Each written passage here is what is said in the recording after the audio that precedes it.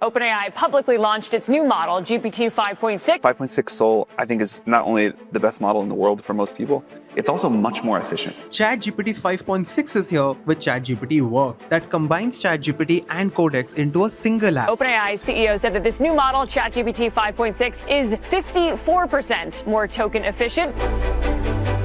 OpenAI more widely releasing a model that the US government has had time to review.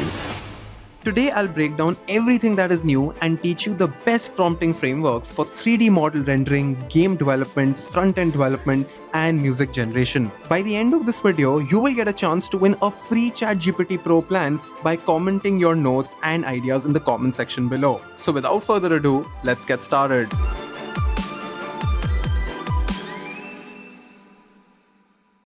Alright, ChatGPT 5.6 is here, and instead of giving you like a basic lecture on how to use this interface, I'm pretty sure all of you know it, I really want to cover the 3 new models that we have under the 5.6 family.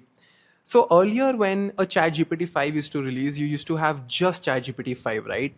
But now with 5.6, we have 3 versions. So you have Soul, you have Terra, you have Luna, and they're inspired by, of course, our own galaxy. The way it works is that Soul is the most expensive model for really complex work. And when I say the word complex, it probably means that you want to build a proper CRM or you want to do like intense backend debugging. So for that kind of stuff, expensive stuff, you do Soul. Then you have Terra, which is like the medium model, the safest choice. And Luna is when you have to do high volume work. For example, if your company has a bunch of transcripts, these are sales transcripts, and you want GPT 5.6 to analyze them and find patterns, that's long volume work, right? The amount of characters that the GPT model needs to read is just too high. So in that case, Luna is something that works pretty well. The interesting part here is that the 5.6 family has Soul as the first AI model to actually crack the ARC AGI 3 public game test. Now, I'll make this simple for you. Earlier, LLMs used to get a lot of confusion when they used to solve a puzzle. But now this thing can enter a game, understand the vocabulary of the game, and actually find its way out. And this is the leaderboard for the ARC AGI 3 leaderboard. As you can see, you have Gemini 3.1 here, 5.5 high here, and this is 5.6 Soul. And it's incredible because this is the cost at which you are operating, and this is the score. Right, and I think by the time we reach December or maybe next year, I think we'll just only go high from here.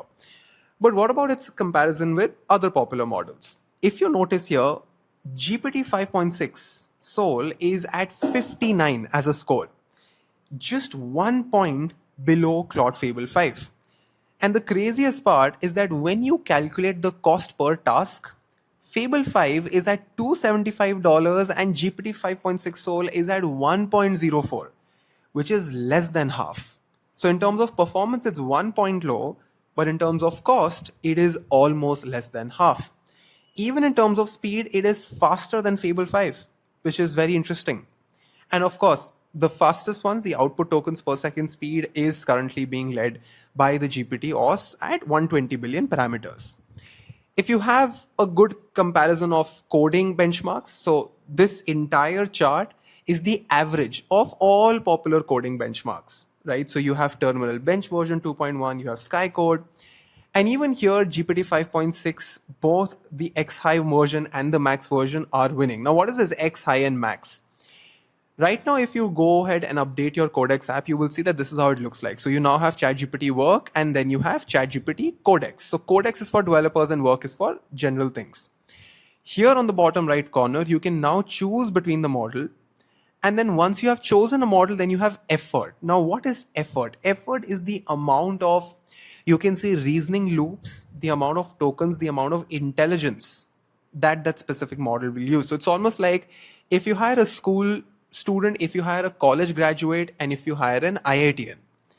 The IITian is probably here, but within the IITian, sometimes the IITian has a basic quiz. So the IITian will probably go ahead with the light mode. But if the IITian has like a next master's degree exam, you should probably go ahead with Ultra. So that is how it works. And cybersecurity, which is the hot topic right now, where Mythos 5 was kind of like breaking records. You have 5.6 Soul right here. All of the scores, everything is higher than your Mythos 5, which is crazy if you think about it. Apart from this one exploit bench cybersecurity benchmark, it is acing everything. Now let's see some interesting use cases. We went through Twitter, we found some really, really cool examples made by other people, and I've just put some GIFs here. Obviously, I'll put the links in the description of this video because I really want you to check them out. Earlier, when you used to make a game, when you look at a game, you feel like, oh, it's just a bunch of characters and an environment and you're moving things. But no, a game is proof of the fact that a computer is able to simulate real life. And that is why even when Gemini launched Simi and when they launched all of their Project Genie, everything, people went crazy. And now with 5.6, the fidelity, the control, the level of detail that you can achieve is insane. All of these demos have been made by 5.6, where you can have a ship game, you can go through the entire world, you can actually go through wonders of the world. It's super interactive, and people have made some really interesting stuff with it. All of this is going to be integrated with the applications that you use. So here, if you go to ChatGPT Work, and if you select plugins, these are all the applications that can now communicate to your ChatGPT account. And if you go to skills, these are all the different skills that it has built in. So if I go, say, into a plugin creator, this is a step-by-step description of creating something using ChatGPT. And that's what we always said, right? Your ability to build systems, your ability to connect different applications together, your ability to orchestrate workflows is going to be your biggest strength. In fact, some people were also connecting GPT 5.6 with their Blender. Now, this can be done either through Codex, this can be done through a backend API or MCP access as well, but it's crazy how these applications are now communicating with LLMs directly. So if you have a simple picture, that picture can now be converted into a 3D model on autopilot mode. I've already given you a walkthrough of how the app looks like, but when you update your Codex app, when you update your ChatGPT app, you will now see two tabs on the top. You will have chat and then you'll have work. When you go to work, you'll be able to connect a bunch of extra plugins into your main ChatGPT account. They've added one more extra feature specifically to make websites, and it's called sites. So if I go to Codex right now, you'll see on the left side, you have this thing called sites, where you can just think about something and, build something. So it could be something for your sales. It could be something for an idea, a prototype, whatever it is. I'll show you what we have made. Okay, I think it is one of the most interesting things that we've made using Codex. This application is almost like a mini garage band. Like you can actually create music from this application, and this was built completely inside of Codex. So I'm talking about the entire UI, the animation, everything. So if I play this,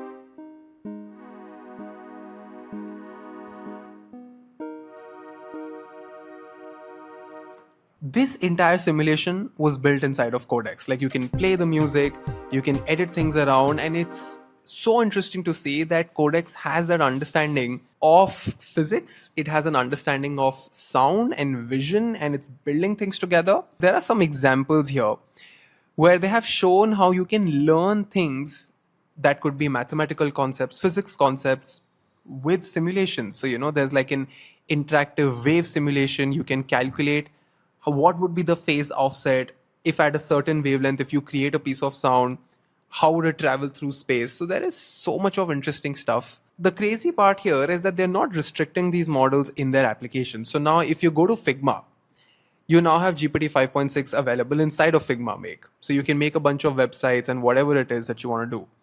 Same, even Microsoft 365 Copilot will have 5.6 available. So on your Copilot, you just have to go to the top left corner and choose the model. Perplexity Computer, again, if you want to use their orchestrator, you now have access to the 5.6 intelligence inside of Perplexity Computer as well. Higgsfield, one of our favorite tools for media, their supercomputer feature that can actually find information and put things together, that has 5.6 available as well. So they have made this model available to almost every top app in the market. The call to action has always been the same. Folks, every single month, some or the other application is going to come and beat the other application. What you need to learn is the ability to set the right context, play with these models, figure out how to build your own skills, start documenting your processes in the form of skills, and just play around. I'm not even asking you to build something insane and deploy this in your organization, because you can't do that unless your organization is aligned for it. But you as an individual professional, all you can do is just spend at least 15 to 20 minutes every single day just understanding what are the different modes, how different efforts influence your output, and how you can automate small parts of your work. Let me know in the comment section if there's anything specific you want to try out. I would strongly recommend you folks to check out the use cases that are in the description.